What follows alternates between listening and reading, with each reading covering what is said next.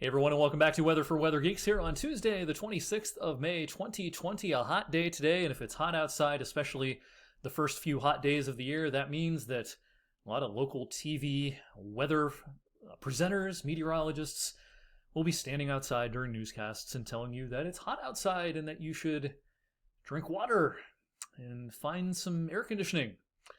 I was amongst that group today. It's maybe not one of my favorite live shots to do, but I do what I'm told. Yes, it's important to stay hydrated and take some frequent breaks and find some air conditioning on a day like today. Let's dive into the numbers today. We did 90 at the airport this afternoon at 3:15 p.m., breaking the previous record. The record on today's date was kind of low-hanging fruit. Most of our record highs at this time of the year are in the 90s, but today's record was 87, set in 1939, so we had no trouble breaking that. In fact, we broke that before 3 o'clock this afternoon, and at 3:15, we did hit 90 at the Youngstown Warren Airport. All right, the first 90-degree temperature of the year is in the books, and actually, this is pretty early. Much earlier than last year by about a month.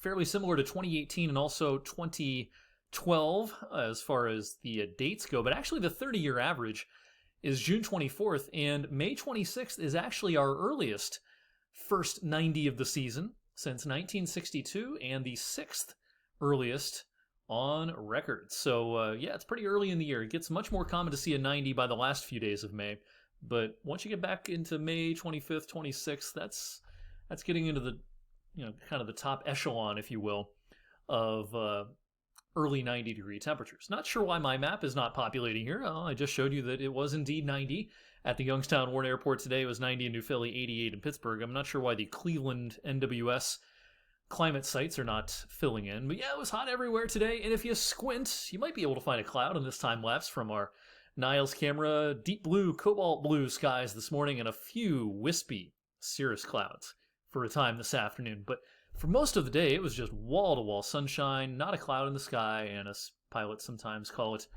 severe clear out there today. Now, while the dew points were elevated, it wasn't one of those days where the dew points were so high that there was a big difference between the air temperature and the heat index. In fact, the heat index was actually a degree or two below the air temperature for a time this afternoon because the breeze kicked up, and also a lot of mixing of the atmosphere today, and so some drier air from upstairs got pulled down, and actually dew points fell out of the 60s and down into the 50s for a time late this afternoon. As of this recording, actually the dew point has dropped down to 54 here locally, but east of the Mississippi, and actually all the way back into some areas west of the Mississippi, a very midsummer-like map here showing the dew points very elevated all the way up into southern Canada. Now, the drier air that resides out here is going to start winning the battle, but it's going to take a few days. It'll take until the end of the week before that happens, but it is going to be a big change. In the meantime, in this warm and muggy air mass, a couple of thunderstorms did bubble up in western Ohio, northwest Ohio today, and some of those are drifting up into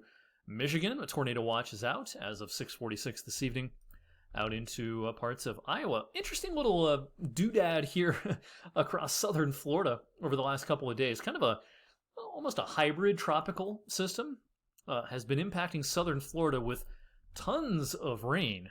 I mean, lots and lots of rain. Everywhere where you see kind of these maroonish to brown colors, that's some places have seen 4, 5, 6 inches worth of rain pretty easily in the last 48 hours in southern parts of Florida. Now, this little tropical doodad is going to hug the coast as it comes north, impacting parts of the Carolinas tomorrow, and then it'll kind of race northward. And actually, you can kind of trace this system all the way into our area as we head into Thursday. I'll show you that map in just a second. Now, tomorrow, I think we'll see some cirrus clouds streaming in from the south, so it's not going to be as just bright and sunny as it has been over the last couple of days. And that will prevent temperatures from getting quite as warm. It's still going to be way above average, though. So mid-60s to start, upper 70s, lower 80s by lunchtime, and lower and middle 80s should do it for daytime highs on our Wednesday. A band of high-level clouds will make for kind of a milky-looking sky at times. Now, let's talk about that little tropical thing. This is going to come racing northward, and this is what's left of it. This little band of showers here at midday on Thursday. Not sure if the rain's as widespread as the model shows here, but there's been some wetter trends on the modeling just in the last handful of hours, as the models have tried to get a better handle on where that system is and where it will eventually go. So I'll be keeping an eye on this evening. Maybe some needed changes to Thursday's forecast depending on the trends. This evening it might end up trending in a wetter direction for Thursday, but whatever happens Thursday, I do think that as we head towards Friday, our big story will be an approaching cold front. This is the front that will probably produce some showers and some localized thunder Friday afternoon. A few of those storms could get a little rowdy. Not going to be surprised if in the Day 3 outlook from the Storm Prediction Center that comes out tomorrow morning, I'm not going to be surprised if we are in a low-end risk for severe weather on that Day 3 outlook, which would, of course, be on Friday. Now, the instability is not crazy high with this. You'll notice some fairly modest levels of instability shown by our modeling here. During the peak heating of the day on Friday and the approach of that cold front, there is some instability. The air parcels will be able to rise. There probably will be some scattered thunder. Whether this is a significant severe weather day, I think the jury is still out on that. Right now I'm leaning towards it not being a significant severe weather day, but a couple of rowdy storms, yeah, that's going to be possible before the cold front passes through.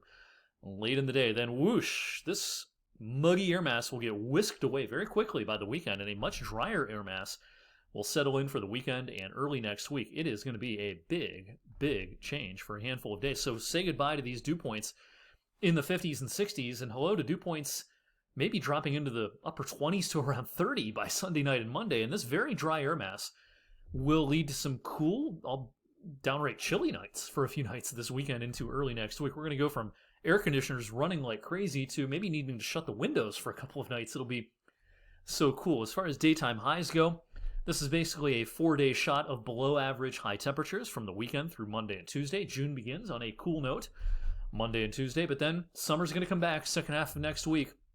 And the 8 to 14 day outlook from the Climate Prediction Center does show a lot of real estate covered by warmer than average temperatures in the 8 to 14 day period here. So this would take us from the tail end of next week into that following week. So don't worry, summer and pool season is going to come back.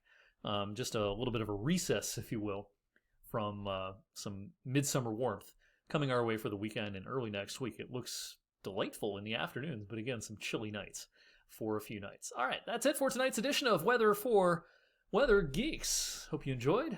Thank you for watching. Make sure you're subscribing to all these videos on my YouTube channel. Just search for me on YouTube, and I will see you back here on Wednesday evening.